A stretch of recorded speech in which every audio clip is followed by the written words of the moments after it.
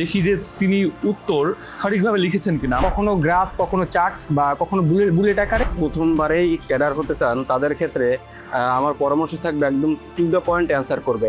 তাদের বানান ভুল আছে কিনা, কারণ আমরা জানি পিএসসিতে কিন্তু বানান ভুলের জন্য কিন্তু নাম্বার কাটা হয়। যে পরামর্শ আপনাদেরকে দেওয়া হয়েছে সেগুলো আপনারা ভালো করে লক্ষ্য রাখবেন, নিজের মধ্যে গেঁথে রাখবেন।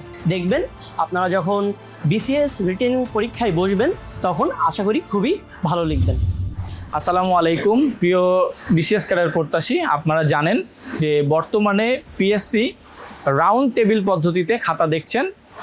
আমাদের সদ্য এমডি স্যার বেলাল আহমেদ রাজু স্যারের নির্দেশনা মোতাবেক আমাদের কনফিডেন্সের রিসার্চ টিম সেই পিএসসির আদলেই আমরা গোল টেবিলের মাধ্যমে খাতা মূল্যায়ন করছি। চলুন আমাদের খাতা মূল্যায়ন কমিটির একটা অংশ দেখে আসি। প্রিয় বিসিএস প্রত্যাশী, আমাদের এইখানে রিটেন খাতা মূল্যায়ন করছেন। এখানে সবাই আমাদের রিসার্চ অফিসাররা আছেন। আমরা ওনাদের কাছ থেকেই শুনবো যে ওনারা স্টুডেন্টদের খাতা মূল্যায়ন কিভাবে করছেন। আসসালামু আলাইকুম, আমি ডাক্তার নুসরাত জেনিন। আমি 46তম বিসিএস প্রশাসন ক্যাডারের সুপারিশপ্রাপ্ত। আমরা প্রধানত বিসিএস কনফিডেন্সে সার্কুলার পদ্ধতিতে খাতা দেখে থাকি এবং আমি আজকে দেখছি বাংলা টপিকের খাতা। আমাদের মূল ফোকাস থাকে যে প্রার্থী যাতে যেটুকু আমাদেরকে ডেলিভারি দিয়েছে তার থেকে বেটার করতে তার কি কি পয়েন্টগুলোর উপরে খেয়াল রাখতে হবে সেগুলো আমরা সরাসরি খাতায় নোট করে দিই। দ্বিতীয়ত আমরা দেখি তাদের বানান ভুল আছে কিনা, কারণ আমরা জানি পিএসসিতে কিন্তু বানান ভুলের জন্য কিন্তু নাম্বার কাটা হয়। এবং আমরা একটা প্রশ্ন মূল্যায়ন করার পরে শুধু আমি যে 2 নম্বর প্রশ্ন মূল্যায়ন করছি তা না, আমার পরবর্তী যিনি অফিসার আছেন তিনিও কিন্তু আবার ওই সেম কোশ্চেনটাকেই মূল্যায়ন করবেন এবং তার পরবর্তী জন আবার এই কোশ্চেনটাকে মূল্যায়ন করবেন।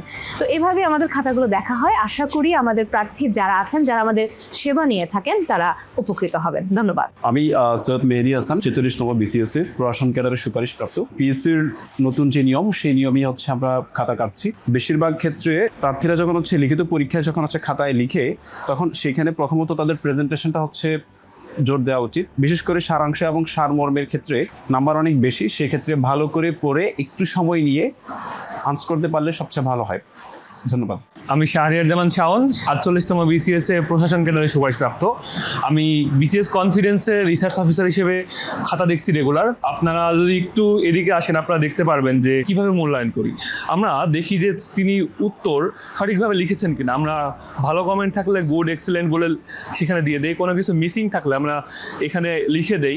কোনো কিছু হাইলাইট করার দরকার হলে আমরা এগুলো হাইলাইট করতে বলি, কবিতার পংক্তি দিতে বলি এবং সর্বশেষ খাতার শেষে আমরা একটা ওভারঅল মূল্যায়ন দেই। এইসবের মাধ্যমে আসলে আমরা চেষ্টা করি পরীক্ষার্থী ঠিক কোথায় ভুল করছেন এবং ঠিক কি কি করা দরকার রিটেন পরীক্ষাতে একটা পূর্ণাঙ্গ ভালো কাঙ্ক্ষিত মার্কস পাওয়ার জন্য।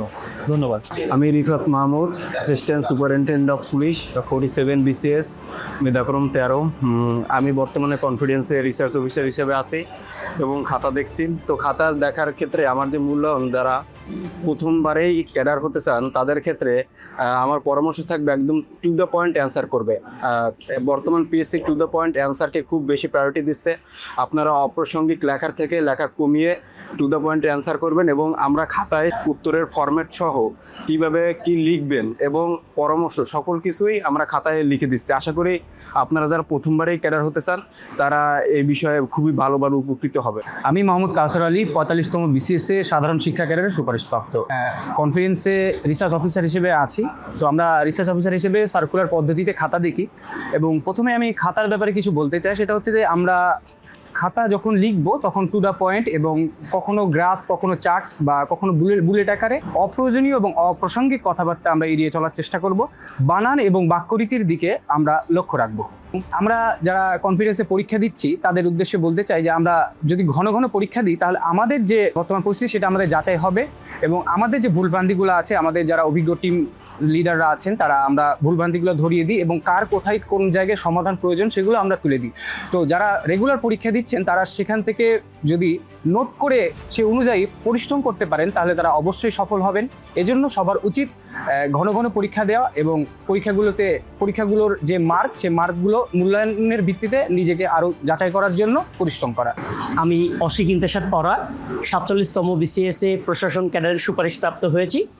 কনফিডেন্সে রিসার্চ অফিসার হিসেবে কাজ করছি।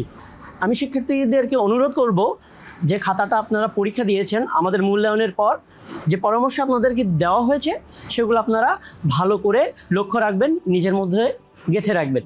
পরবর্তী পরীক্ষায় যাতে আপনারা একই ভুল আবার না করেন সেদিকে খেয়াল রাখবেন।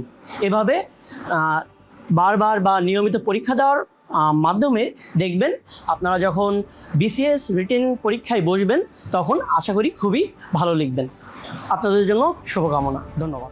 দেশের সর্ববৃহৎ BCS platform Belal Ahmed Raju sir পরিচালিত বিসিএস কনফিডেন্স স্টুডেন্টের সর্বোচ্চ সার্ভিস নিশ্চিত করে, তারই একটি অংশ আজকে আপনাদেরকে আমরা উপস্থাপন করলাম। ইনশাল্লাহ আপনার সাথেও দেখা হবে। সে পর্যন্ত ভালো থাকবেন। ধন্যবাদ। আসসালামু আলাইকুম।